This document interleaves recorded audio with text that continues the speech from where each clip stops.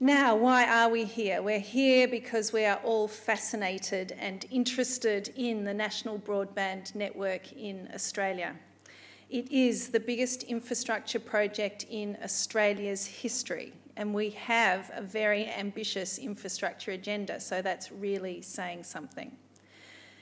When it is finished, we will have the world's largest high-speed broadband environment, something that we are very proud of. And Melbourne, Victoria is now and into the future the nerve centre of the operations for the National Broadband Network. It is the home to the National Operations Centre and Test Facility. It is also the home to NBN companies' key technology and support teams, their design and their construction teams as well, which is why we're so pleased to be part of this event, to be hosting this and future events, and looking forward to talking to you in more detail about all of the work and opportunities that come from the National Broadband Network. So, you're not here to actually listen to me, you're here to listen to Kate Cornick. Now, I do have about 10 pages of achievements that Kate has achieved in her already too short life, so I'm just going to read a few of them. Kate has a PhD from University of Melbourne in optical telecommunications and worked as a research fellow there. But importantly, Kate has real-life experience, because Kate then joined Senator Stephen Conroy when he was in opposition and then when he came to power for the purpose of the rollout and introduction of the National Broadband Network. So Kate has been at the coalface of all of the debate, all of the policy, all of the regulation innovation that needed to happen to be able to introduce and now implement the National Broadband Network in Australia. Someone who is highly qualified to be talking to us this evening.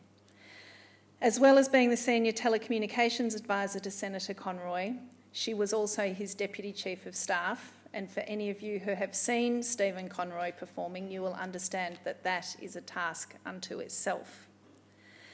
Kate now is the Executive Director of the Institute for Broadband Enabled Society.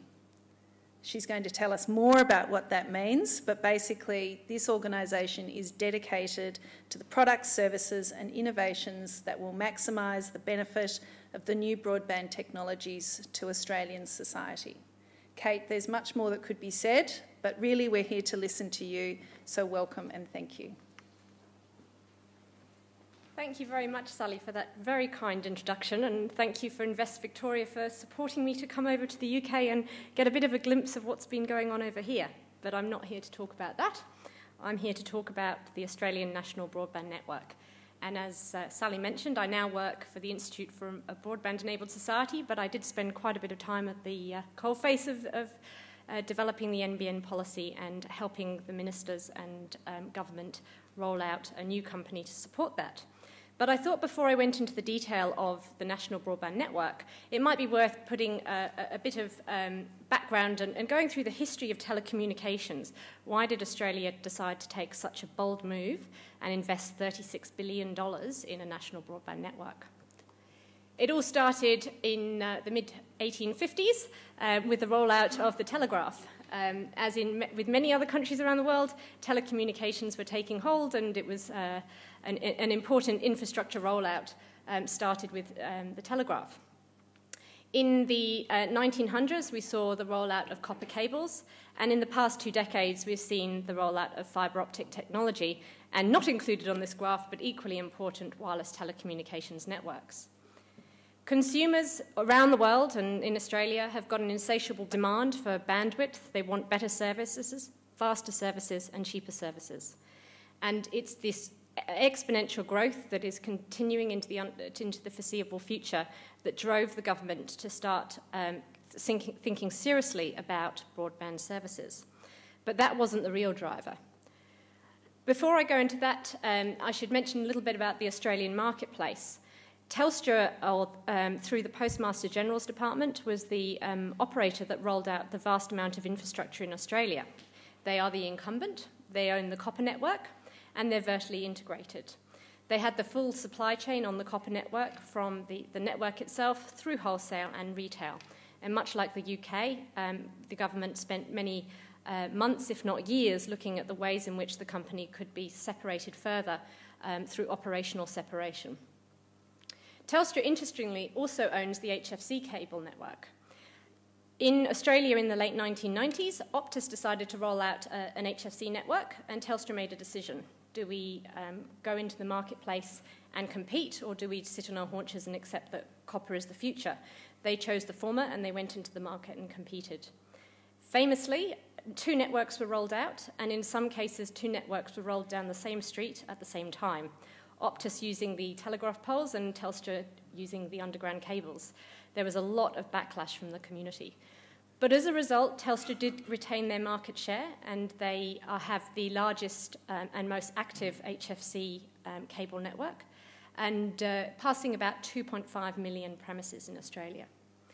The mobile market is quite different. We have three mobile carriers, Optus, Telstra and VHA, Vodafone Hutch, a recent merger between the 2 organisations. And these companies have roughly equal market share. It's quite a competitive market. I think Telstra has about 46%, Optus has around 30%, and VHA around 25% of the market. But a lot of infrastructure competition and quite a productive market.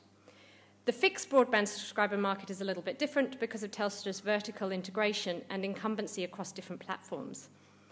Many of our internet service providers, in fact most of them, rely on the copper infrastructure wholesale from Telstra to supply their services.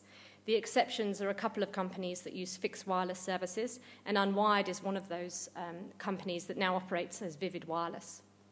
This diagram here shows the fixed subscriber share, and it's a report from the Australian Media and Communications Authority. And as you can see, Telstra owns 46% of the retail share. But again, this was not only the main driver for the government choosing broadbanders to be such a high priority. This was the real reason, and the OECD statistics got bandied around for a number of years. Australia is a fair way down the bottom there for a broadband average monthly subscription price. The UK is quite near the top, number 3, I believe. There's comparable graphs of speeds. We had very slow speeds in Australia. I had a meeting this afternoon where we were meeting with a carrier who was astounded at the price we pay for broadband. I have a 12 megabits per second ADSL 2+ subscription at home. It costs me $79 a month, and I'm lucky if I get 3 meg. I never get over 4 meg. So this is the real reason why the government had to do something about broadband. So in 2007, I joined the Minister's office, then the Shadow Minister. The new government came in November 2007, and we set in place a process to run a tender for a fibre-to-the-node network. 2 things happened through that year. One was the global financial crisis, which meant a number of significant proposals drifted away because of pressures elsewhere. The second thing was, I'm not sure if you're aware, but Telstra didn't actually put in a bid to that process. They did a lot of preparation, but the bid never came forwards. It left the government in quite a difficult position, but as a result of it, we ended up announcing the National Broadband Network. And Stephen Conroy and the Prime Minister, then Kevin Rudd, the Treasurer and Finance Minister, famously got up in front of Parliament House in Australia and announced a $43 billion program. So the National Broadband Network is rolling out across the country. It will reach 100% of Australian homes. Australia is a very big country. Victoria is the rather large red dot down in the southeast corner. You can fit the UK into Victoria. I think you can fit the UK 30 times into Australia.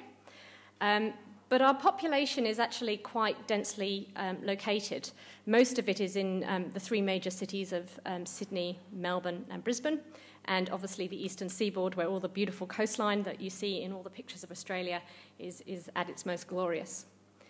The network is to cover 93% of premises, homes, schools and businesses with fibre-to-the-premise technology. The chosen technology is GPON, Gigabit Passive Optical Networks, although point-to-point will be used in some cases. The remaining 7% will be a combination of wireless and satellite. And the wireless is most likely to be a fixed wireless solution. It hasn't been formally announced what's going to happen there, but NBN have stated that they're in negotiations with the government for acquiring spectrum. The satellite solution will involve launching new satellites, but in the interim, the government's using excess capacity on existing satellites over Australia. As I said before, the total cost is $36 billion. It was originally announced as $43, but that's been reduced as a result of the network planning undertaken by the NBN company, which was set up to roll out and operate the network. NBN Co is a government business enterprise. The government has said that it will sell down its interest in NBN Co 5 years after the network is fully built and operational, subject to all the appropriate caveats of market and economy and the like. The company has had rapid growth, starting with CEO Mike Quigley in August 2009 to in the excess of, I think, about 600 employees now, and a vast majority of those are located in Victoria, as Sally inferred before. The company is well underway in rolling out the network, and we have construction on the ground right now. But it's fair to say that it receives a fair bit of press in the media about what it's doing and where the company is at. There's been a number of contracts that have been awarded to date already, and I know I was just asked a question before about who's been awarded what and where are things at. NBN Co's gone through a series of requests for capability statements and requests for tender statements for first release sites across the country, and also second release sites. And I'll say a little bit more about that in just 1 second. But the major contractors for the telecommunications equipment was Alcatel-Lucent, who was awarded that. Nokia Siemens got the WDM backhaul transmission capabilities. A number of companies, contractors and design services have been awarded across the country, and I've listed a very small number here, but there's certainly more, and these are for the first and second release sites, as I said. And various other associated investments have been made.